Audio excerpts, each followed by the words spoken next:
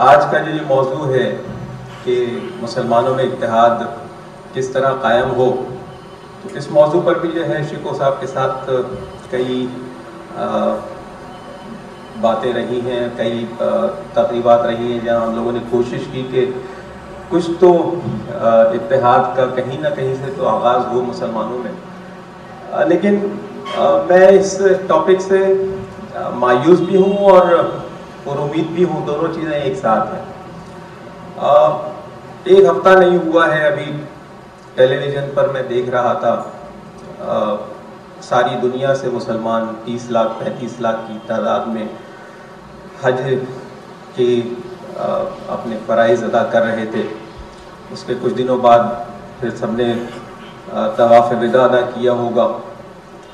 फिर जब मैं टेलीविज़न बंद करके बैठा तो फिर मैंने सोचा कि ये लोग जब सब अपने अपने घर जाएंगे, अभी तक तो ये मंजर है कि इंडोनेशिया का भी मुसलमान है, वहाँ अमेरिका का भी मुसलमान है, सूडान का भी है, पाकिस्तान का भी है, बांग्लादेश का है, सारी दुनिया के हैं।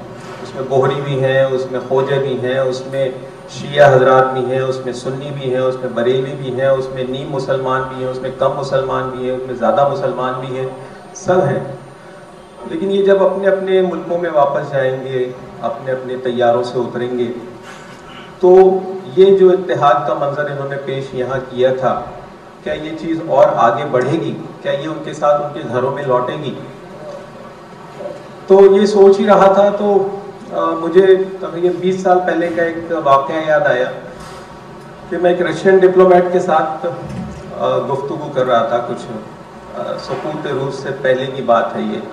वो कम्युनिज़्म की पढ़ाइयाँ बयान कर रहा था।